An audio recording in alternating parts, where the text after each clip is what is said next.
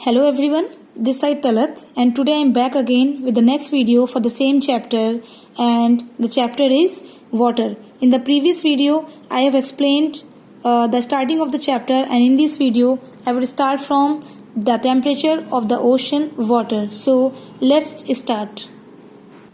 So this is the chapter water and in previous video I have explained this part and water cycle and distribution of water bodies. I have already explained in previous video. So in this video I am going to start from temperature of ocean water. So let's start. तो ocean जो हमारे main oceans है 4 oceans हैं उनमें उनके पानी का temperature क्या है. तो वो जितना भी पानी हमारी अर्थ सरफेस पर है या पूरी अर्थ सरफेस पर हीट का जो मेन सोर्स है, गर्मी का जो मेन सोर्स है, वो ओशन वाटर हो या पूरी अर्थ सरफेस के लिए वो सन है. सन से ही हमें गर्मी मिल रही है. तो हमारे जो वाटर सरफेस है, जो पानी है, जो ओशंस है, उनका टेम्परेचर पूरी दुनिया में, पूरे वर्ल्ड में एक जैसा बिल्कुल भी नहीं है. ये सारी चीजों के लिए सेम रूल फॉलो होता है, सेम रूल एप्लीकेबल है कि सभी जगह एक जैसा नहीं है. द रीजन बीइंग कि जो इक्वेटर है, 0 डिग्री इक्वेटर है जो हमारी अर्थ सरफेस को डिवाइड करता है 2 पार्ट्स में, वहां पर उस अर्थ सरफेस के उस पार्ट पर जो सन रेज हैं वो कैसी पड़ती हैं, बिल्कुल वर्टिकल है, बिल्कुल सीधी है. तो वहां पर गर्मी ज्यादा होती है. तो वहां उसके आसपास जो ओशंस हैं, जो वाटर बॉडीज हैं, वहां का जो पानी है वो काफी वाटर वहां का वार्मर है, वो पानी काफी वहां का गर्म है. लेकिन अगर आप धीरे धीरे किसकी तरफ बढ़ते जाएं, पोल्स की तरफ जाएं, तो पोल्स की तरफ जाते जाते इक्वेटर की तरफ पानी ज्यादा गर्म मिलेगा. पोल्स की तरफ आप जाएं तो वहां का टेम्परेचर कम हो जाता है. तो वहां की जो वाटर बॉडीज हैं वहां का पानी भी आपको उतना गर्म नहीं मिलेगा. इक्वेटर के पास जो एवरेज टेम्परेचर है, एवरेज टेम्परेचर इक्वेटर के पास कितना है, 26 डिग्री सेल्सियस. क्योंकि वहां पर वर्टिकल रेज पड़ती हैं, बिल्कुल सीधी रेज पड़ती हैं, तो वहां टेम्परेचर ज्यादा है, तो वहां का एवरेज टेम्परेचर भी ज्यादा है.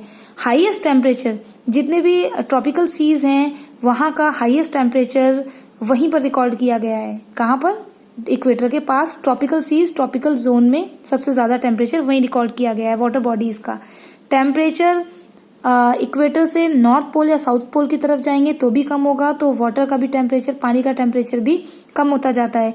इसी के साथ साथ लैटिट्यूड्स पर भी, लैटिट्यूड्स के हिसाब से भी टेम्परेचर कम या ज्यादा हो सकता है और डेप्थ के हिसाब से भी टेम्परेचर कम या ज्यादा हो सकता है. जैसे जैसे आप डेप्थ, गहराई में जाएंगे वैसे वैसे टेम्परेचर डिक्रीज होता जाता है, कम होता जाता है. मीन्स सन की जो हीट है ऊपर की तरफ से पहुंचती है और नीचे की जितनी गहराई है, जितनी आप गहराई में जाते जाएंगे वैसे वैसे टेम्परेचर कम होता जाएगा. ऊपर का पानी पहले गर्म हो जाता है, उसके बाद अगला पानी, अगली लेयर, अगली गहराई में पानी गर्म होता है, फिर उसके बाद थोड़ी और गहराई में पानी और कम गर्म होता है. और जैसे जैसे आप बहुत गहराई में जाएंगे वाटर का जो टेम्परेचर है, जो पानी का टेम्परेचर है वो बिल्कुल कम हो जाएगा, यानी पानी वहां का गर्म नहीं होता. तो लैटिट्यूड्स के हिसाब से भी और डेप्थ के हिसाब से भी टेम्परेचर कम या ज्यादा हो सकता है. Now our next topic is salinity of ocean water. As I already told you कि हमारा जो पानी है, ओशन का जो पानी है वो सलीन है, खारा है, नमक होता है. तो ये क्यों होता है? क्योंकि इसमें बहुत सारा डिजोल्व सॉल्ट, बहुत सारा इसमें पानी में नमक मिला होता है और इस नमक की वजह से, इस प्रेजेंस की वजह से हमारा ये पानी खारा होता है, सैलिन होता है. और जो इसमें नमक मिला होता है मोस्टली ये सोडियम क्लोराइड आप इसे कह सकते हैं, या कॉमन सॉल्ट मीन जिसे हम घर में यूज करते हैं, वो नमक इस पानी में मिला होता है. तो कितना मिला होता है पानी, इस पानी में कितना नमक मिला होता है? तो ये एक एस्टिमेट किया गया कि अगर 1000 ग्राम ऑफ ओशन वाटर लें, यानी 1000 ग्राम ऑफ ओशन वाटर में आपको 35 ग्राम डिजोल्व सॉल्ट मिलेगा. तो इतना सारा नमक होता है. Due to this reason only we can not consume that. हम उसे यूज नहीं कर सकते, हम उसे पी भी नहीं सकते. 1000 ग्राम में 35 ग्राम नमक मिला होता है. तो सैलिनिटी कितनी है? एवरेज सैलिनिटी 35 पर 1000 इसकी एवरेज सैलिनिटी है. ये सैलिनिटी भी टाइम टू टाइम तो नहीं कह सकते, प्लेस टू प्लेस वेरी करती है. किसी जगह पर ये सैलिनिटी ज्यादा है, किसी ओशन में सैलिनिटी ज्यादा है, किसी ओशन में सैलिनिटी कम होती है. तो ये वेरी करती है. पूरे वर्ल्ड में, दुनिया में जो एशिया कॉन्टिनेंट है, एशिया कॉन्टिनेंट का जो डेड सी है वहां पर हाईएस्ट सैलिनिटी है. तो सबसे ज़्यादा जो सलीन वाटर मिलेगा, हाईएस्ट सैलिनिटी नमक कहाँ मिलेगा? एशिया के डेड सी में।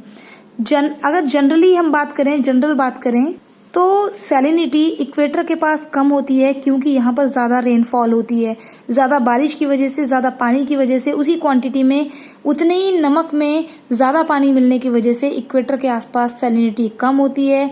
और इसका ऑपोजिट अगर आप पोल्स की तरफ जाएं तो वहाँ पर टेम्परेचर कम, रेनफॉल कम, पर सैलिनिटी वहाँ पर ज़्यादा है। Now our next topic is circulation of water, यानी वाटर का सर्कुलेट होना, ओशन वाटर का सर्कुलेट होना। तो जो ओशन वाटर है हमेशा मोशन में रहता है, हमेशा चलता रहता है, हमेशा मूवमेंट होता रहता है। और ये जो पानी है, जो ओशन वाटर है, ये हॉरिजॉन्टली भी चलता है और वर्टिकली भी मूव करता है। यानी ये पानी ऐसे भी चल सकता है और ये पानी इस तरह से भी मूव कर सकता है, यानी इस तरह से, और ऐसे भी मूव करता है। तो जो ओशन वाटर है उसका मूवमेंट 3 तरह से होता है। तो 3 डिफरेंट वेज, पानी के 3 डिफरेंट मूवमेंट क्या हो सकते हैं? Waves, first can be waves, then next is tides, और उसके बाद है ओशन करंट्स। तो इन 3 तरह से, इन 3 वेज में हमारा ओशन वाटर मूव कर सकता है। और ये जो हमारा पानी ओशन सरफेस पर, वाटर सरफेस ऊपर की तरफ सरफेस पे जो पानी हॉरिजॉन्टली चलता है, जो पानी इस तरह से चल रहा है, इस तरह से नहीं, तो इस तरह से जो हॉरिजॉन्टली पानी का चलना है उसके लिए कौन मेन फोर्स देता है? तो वो है विंड्स। हवाएं हमारी हॉरिजॉन्टल मूवमेंट को सपोर्ट करती हैं। यानी हमारा पानी अगर हॉरिजॉन्टली चल रहा है तो उसके चलने के पीछे जो फोर्स है, जो ताकत है, वो हवा है। हवा इस हॉरिजॉन्टल मूवमेंट को चलाती, मीन्स हॉरिजॉन्टली इस पानी को चलाती है। This movement is basically due to, और ये जो हमारा हॉरिजॉन्टली पानी मूव कर रहा है, इस मूवमेंट के पीछे क्या रीजन है? प्रिवेलिंग विंड्स, जो परमानेंट चलने वाली जो हवाएं हैं, वो हवाएं हमारे पानी को हॉरिजॉन्टली चलाती हैं। दूसरा, डिफरेंसेस इन टेम्परेचर, टेम्परेचर में अगर डिफरेंसेस है तो भी पानी हमारा हॉरिजॉन्टली चलेगा। And salinity of ocean water, पानी में कितनी सैलिनिटी है, ओशन वाटर में कितनी सैलिनिटी है, ये भी डिसाइड करती है कि हमारा पानी हॉरिजॉन्टली चलेगा। Variation in the density of ocean water, हमारे ओशन वाटर की डेंसिटी भी हमारे हॉरिजॉन्टली मूवमेंट को के लिए रेस्पॉन्सिबल है। यानी हमारे पानी किसी जगह, किसी ओशन के किसी पर्टिकुलर जगह पर पानी की डेंसिटी कम हो सकती है, किसी जगह पर दूसरी जगह पर पानी की डेंसिटी ज्यादा हो सकती है। तो डेंसिटी एक और रीजन है जिसकी वजह से हमारा पानी हॉरिजॉन्टली मूव करता है। Now our next topic is waves, कि हमारा पानी 3 तरह से चल सकता है, ये मूवमेंट 3 फॉर्म में हो सकता है, वेव्स, टाइड्स और ocean current. So under this first we need to understand what is wave.